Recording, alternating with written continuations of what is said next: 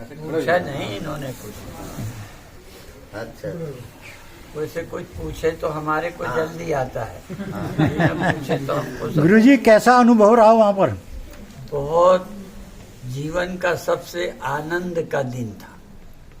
इतना आनंद, इतनी प्रसन्नता अंदर से कभी नहीं हुई। और दूसरा कि जहाँ प्रभु राम जन्मे, उनके जन्म स्थान पर जो ढांचा बना लिया गया था वो हटा, वो खुशी का एक दिन था, लेकिन वो अधूरी खुशी थी। 22 तारीख को जब रामलला बैठ गए तब पूरा समझो प्रभु राम जैसे जन्म के समय वहाँ आए थे, अब वो श्री विग्रह के रूप में आज वो विराजमान हो गए। और हमारा बहुत बड़ा सौभाग्य है कि हमको ऐसे प्रधानमंत्री मिले हैं जो धर्मात्मा है, राष्ट्रभक्त है और अपनी सभी भारतीय संस्कृतियों का सम्मान करने वाले, चाहे मंदिर हैं, चाहे गंगा है, चाहे पूजा पाठ है, सब पर विश्वास करते हैं। और स्वयं भी 11 दिन नियम का पालन करके मूर्ति प्राण प्रतिष्ठा में सम्मिलित हुए। और हमें प्रसन्नता है कि प्रतिष्ठा के समय उन्होंने जिस तरह किया हमने आंखों से देखा।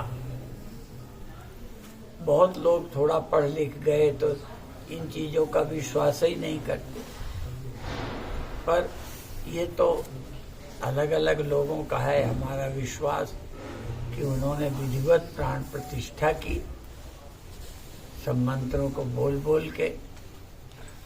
प्राण प्रतिष्ठा का मतलब शरीर है, इंद्रियां हैं, फिर प्राण है, तो प्राण की प्रतिष्ठा अर्थात वो प्रतिमा अब जीवित है। प्राण प्रतिष्ठा का अभिप्राय ये होता है, उसकी विधिवत पूजा अर्चना चलनी चाहिए। जैसे जीवित मनुष्य को भोजन पानी है, तो ऐसी भी मान्यताएं हैं, धर्म में भी है, हिंदू की भी है, ब्राह्मण की भी है, ऐसे ही प्रतिमा की भी है कि इतने दिन पूजा ना हो, भोग न लगाया जाए तो वो प्रतिमा व्यर्थ हो जाती है, इसलिए नियम से होता है। इसी तरह से हमारे यहाँ ब्राह्मण के लिए है कि वो 3 दिन तक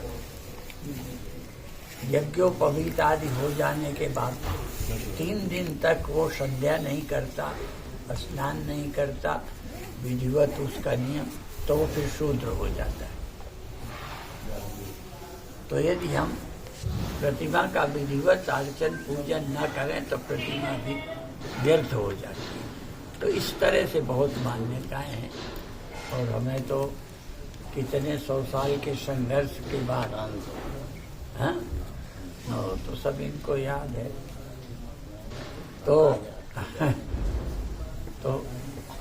और लगातार विश्व हिंदू परिषद, राष्ट्रीय स्वयंसेवक संघ आंदोलन करता रहा। शिला पूजन है, एक 100-125 रुपए की टिकटें प्रचार करते, जन आंदोलन करते। एक ऐसी स्थिति आई कि हिंदू इकट्ठा हुआ और ये काम हुआ।